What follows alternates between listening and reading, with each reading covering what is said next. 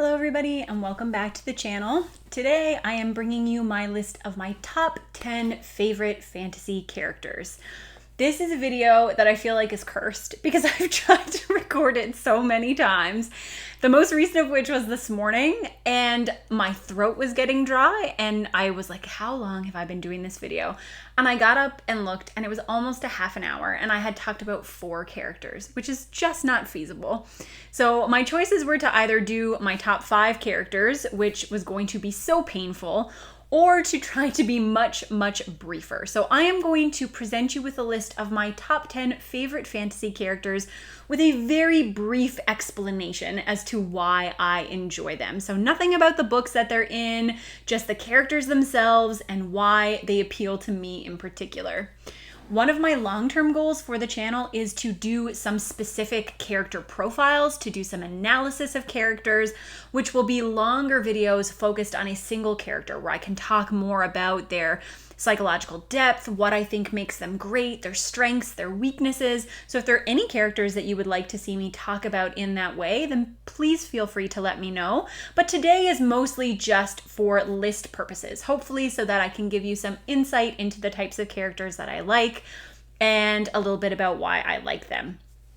Because this was such a difficult list for me to put together, I have decided that instead of ranking these from 10 to 1 as I did with my favorite books or my favorite series, I am actually going to talk about them chronologically, with the characters I have added to this list most recently being at the number 10 spot, going right up to number 1, who would be the fantasy character I have loved for the longest. So this is not necessarily my least favorite to favorite. This is just by virtue of when I discovered them. So I do not want this to be 45 minutes long, so I will just jump right into it and tell you about the character in my number 10 spot. So the character in this final spot, the newest character to me, is the character Sorka. It's actually Sorka of the Seven Waters, and she is the main character of Juliette Marillier's Daughter of the Forest, which is a historical fantasy novel based on the folktale of the Six Swans. So Sorka is a main character who instantly appealed to me because of the strong bonds that she had with her family. I really love seeing family relationships in fantasy, whether it is with a parent and a child or siblings. I really love sibling relationships. I have 2 sisters myself. We are very close, and I love seeing sibling relationships come to life in a realistic and enjoyable way in fantasy. And I have to say that Sorka's interactions with her brothers, various brothers with different personalities, those were the most rewarding parts of this novel for me. But beyond that, I just thought that Sorka was a fantastic character in her own right. She is hardworking, she is determined, she is brave, she is loyal, she is self-sacrificing. She sacrifices so much of herself, her time, her beauty, her energy, her body to try to help her family. And it is so painful to read about, but it's also so rewarding to read about. Sorka is a fascinating character and uses a lot of strengths or personality traits that were seen as traditionally feminine in this time period and uses them to make herself stronger, to build herself up. She is not the most powerful. She is not the smartest. She is not the bravest, but she will work as hard as she possibly can to fight for her family. And for that reason, she was a character that it was so easy to fall in love with. I could read 10 books about Sorka and never be bored. I really loved her perspective, and I think that she is a character who will stick with me for a very long time. My number 9 character is very different from number 10, but also new to me. And this is the character of Falkio Valmond from the Greatcoat series. Falkio, being one of the last of the Greatcoats, who are traveling magistrates who are responsible for carrying out the king's justice, is trying to find his place in a world that has demeaned and disenfranchised, the Greatcoats. He is trying to find out what his role is, how he can still stay true to his beliefs in this world that really has no place for him. And it's a series where we get to see Falkio as the main character grow a lot over the course of the 4 novels. Falkio is a very hot-headed character with very clear ideas of right and wrong. And I think part of that black and white thinking, which can be very much a strength and a weakness for Falkio, is what really appealed me to him. So I struggle with this myself, and this is something that I feel like I struggled with a lot when I was an adolescent and a young adult, this very black and white view of the world, of what is absolutely right and absolutely wrong, and if you are absolutely wrong, then you deserve to be punished. And it is, I think, when you are passionate about a lot of things, which Falkio definitely is, it's easy to get caught up in that mindset. And what we see in the Greatcoat series is Falkio trying to work both with his nature to carry out justice and improve the world, but also recognize where his own personality traits, where his own beliefs might actually be having a negative impact, and where he might need to take a step back and see what harm he could possibly be doing. It's a really interesting character study. I think there's a lot of fun things about the Greatcoats, but my favorite part of the series was watching Falkio gain some insight into himself and the world around him, and to change and grow as a character. I love Falkio for his fierce loyalty to his friends and his country. I love his determination to always do the right thing. I love that he is so hot-headed and kind of acts first and thinks later sometimes, but I also love that he sometimes pays the price for those personality traits. I think that Falkio is one of the most entertaining characters that I have ever read about, and every moment that I was reading the Greatcoats, I was having a fantastic time, and he was definitely a big part of that. So glad to have read about Falkio, and most definitely have added him to my list of favorite characters. Moving up the list, kind of moving back in time a little bit, another relatively new favorite character for me is Nona Gray from Mark Lawrence's book of the Ancestor. And from these first 3 characters, there's definitely a pattern that is arising. Nona is a young woman who is taken into a convent and trained as an assassin nun. And when she is there, she starts to develop friendships for the first time, basically, in her entire life. She has been very isolated. She has gone through a lot of really difficult things in her short time on Earth. I think she's around 9 when the story begins. And she has to start to build up personal relationships for the first time. And the trait that Nona embodies above everything else is that sense of loyalty. This is something, and obviously, if you can tell already from the list, this is something that totally hooks me into a character.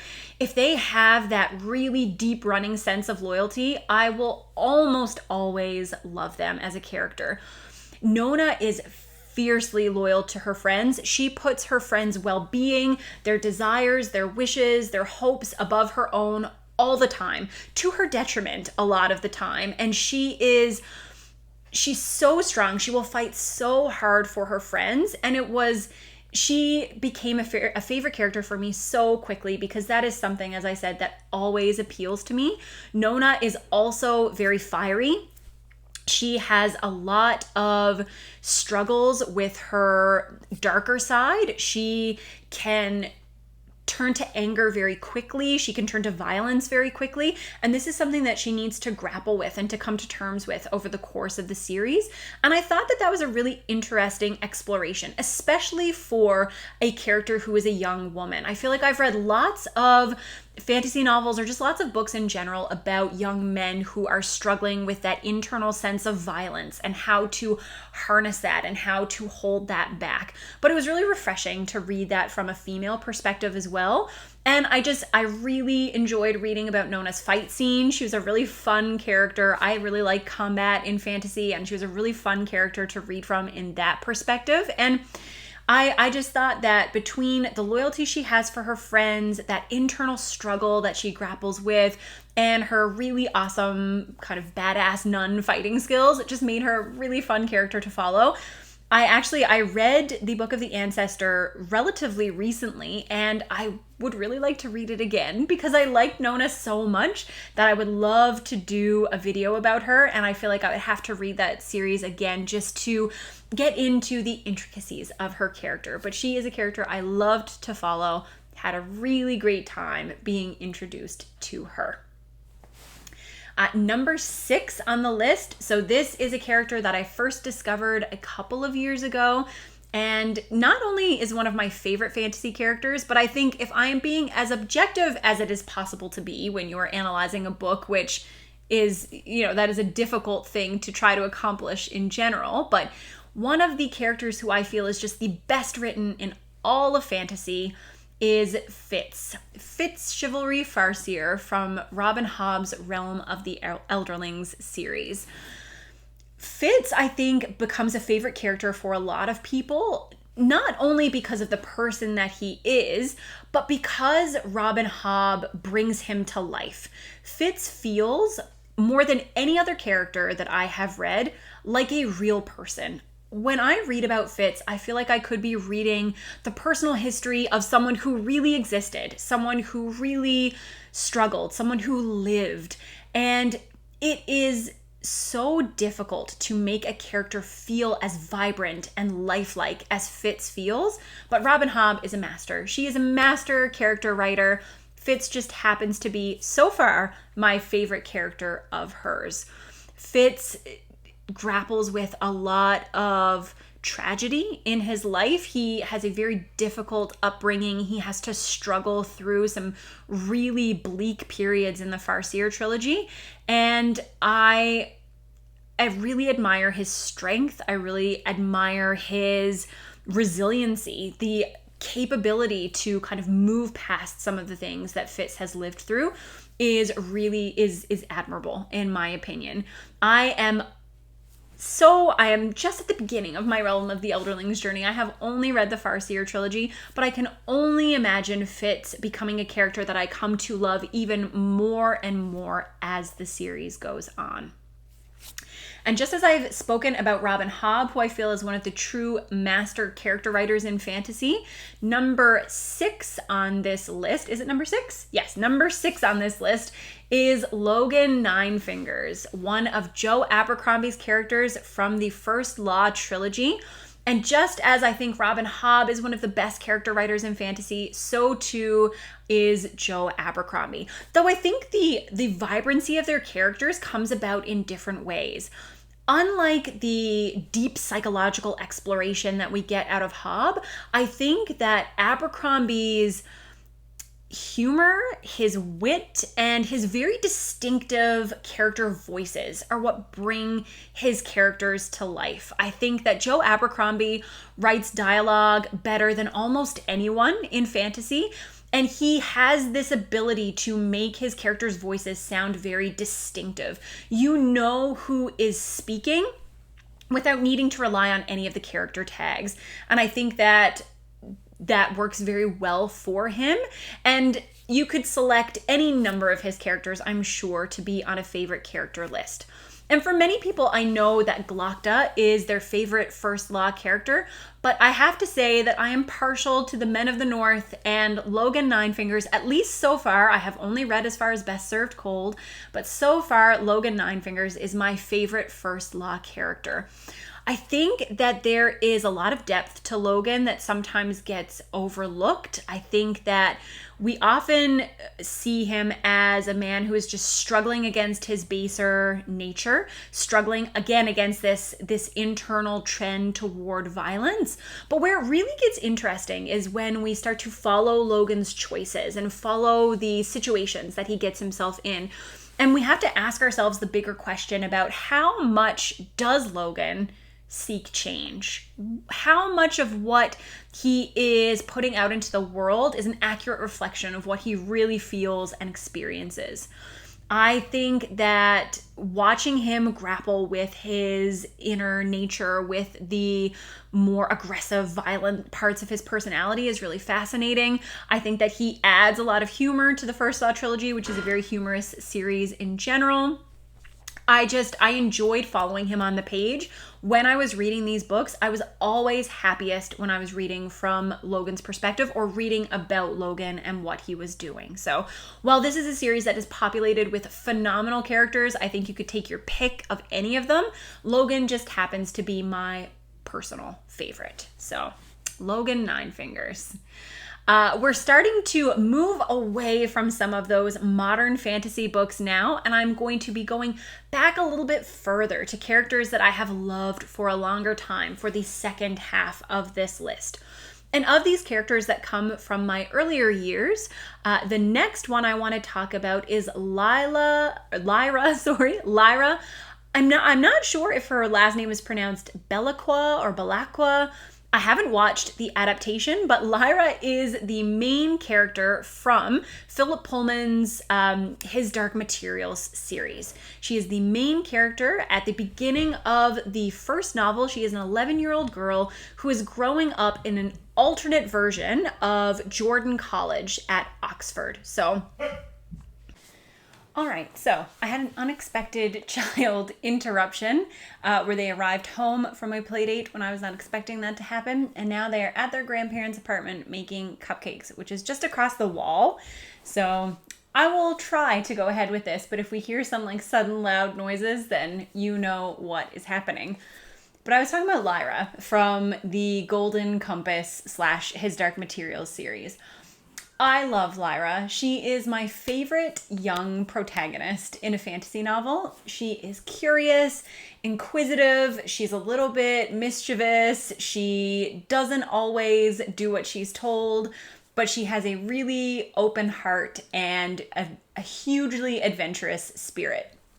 She is a fantastic character, and I really just love this series in general. It is technically, if we're going by age categorization, middle grade, but I feel like there are a lot of really deep themes that are explored. And when I read it a long time ago, it was definitely more adult than other middle grade series that I had read.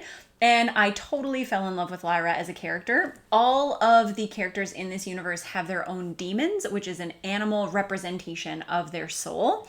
And that was another thing that I really loved about it, and another reason I think that made Lyra such a special character to me.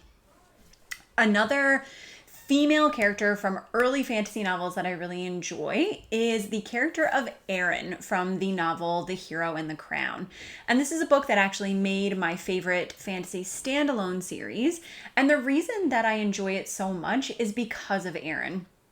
Erin is a princess of a kingdom called Damar, and her parentage is a problem with a lot of the people who live at court. Her mom was thought of as a witch, and kind of a popular rumor around court is that she ensnared the king into having a child with her and marrying her.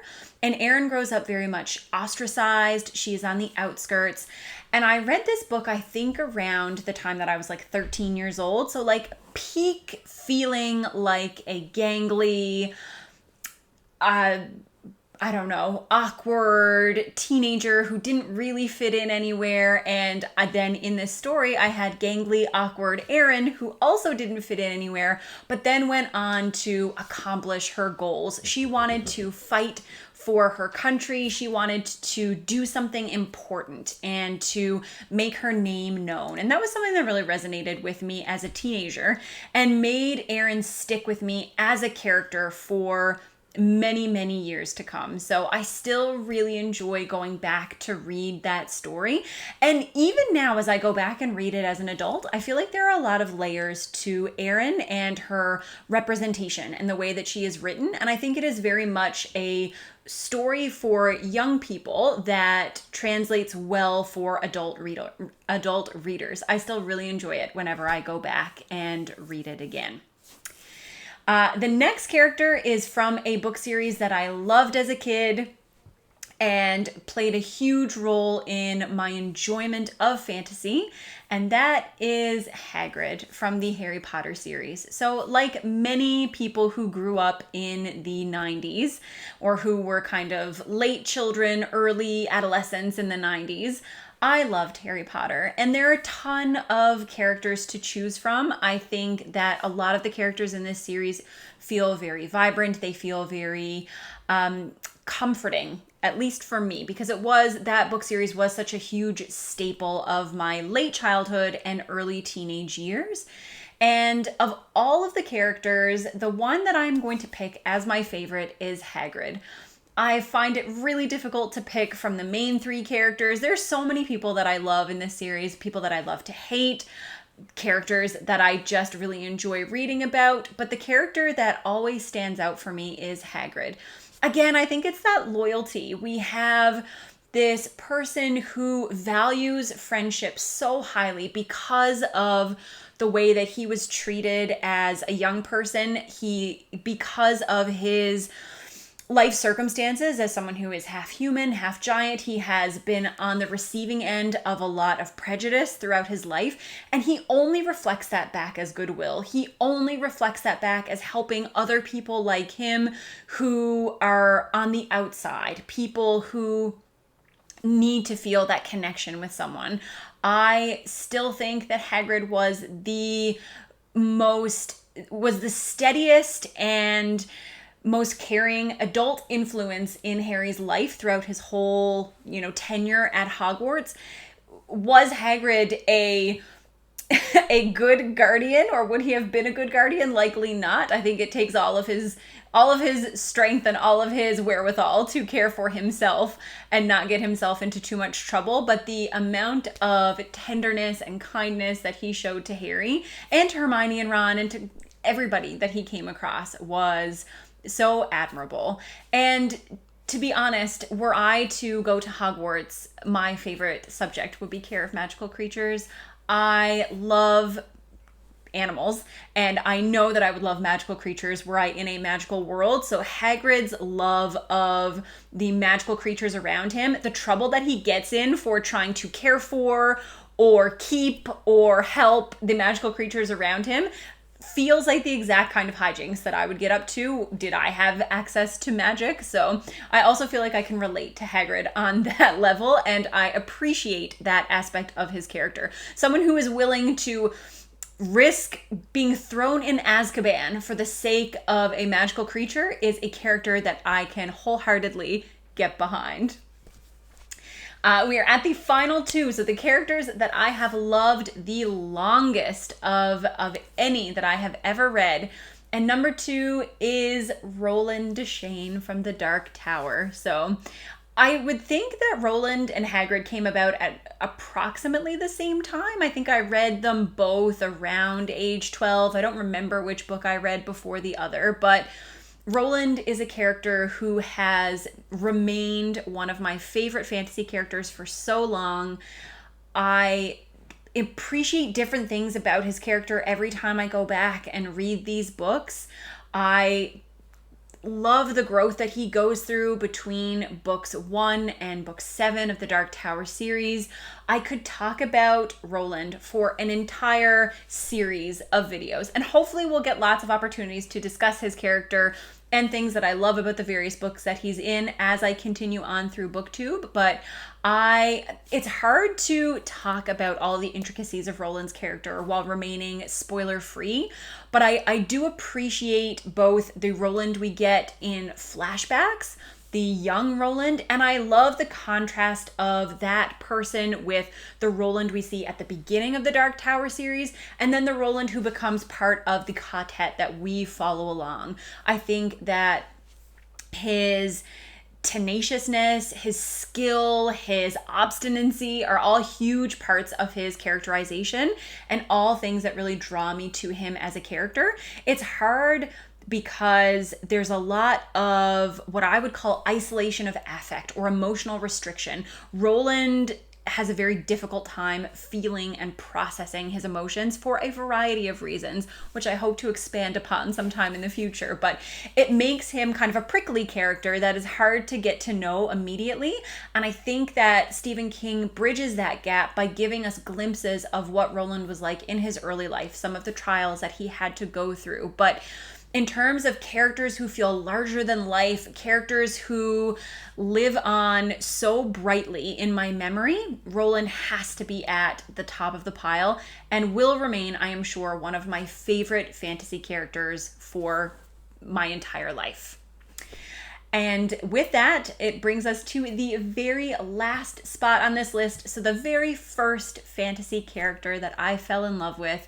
And this was a very difficult choice as well because I love so many characters from this series, but this was my first fantasy love, the first character that I truly felt so invested in. So I had to put him on the list. And that is Bilbo Baggins from The Hobbit / The Lord of the Rings / the Tolkien Legendarium.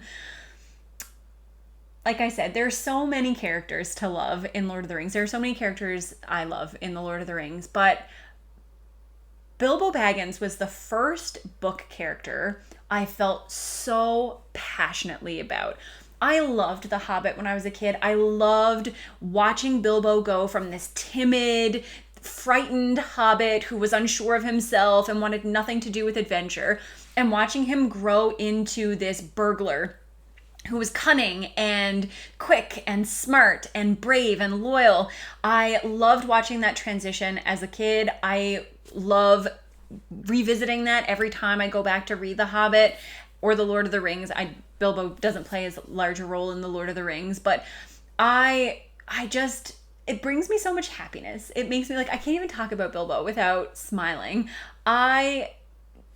I don't know. He's just such a good character. I love the Hobbits. I don't know. This is like, what a poor way to end this video because I can't do anything except beam and smile because I enjoy Bilbo's character so much. When I was finished The Hobbit, I cried a lot. And part of it was because I was sad that of the events of the story, but part of it was I was just sad that I couldn't spend any more time with Bilbo Baggins. And then when my dad told me that there was another series of books that followed The Hobbit, I was initially so excited. And when he told me that they did not center around Bilbo, I was furious. Furious in the way that only a 5-year-old can be furious. And if you have children, then you know that can be a very explosive thing. And I could not understand why J.R.R. Tolkien would write a book and have it be about anyone but Bilbo, and just the depth. Like, I still remember this. These are some of my earliest memories, is this kind of anger about not having more Bilbo Baggins. And for that reason, I feel like he needs to be on the favorite characters list. He is by far the fantasy character I have loved the longest.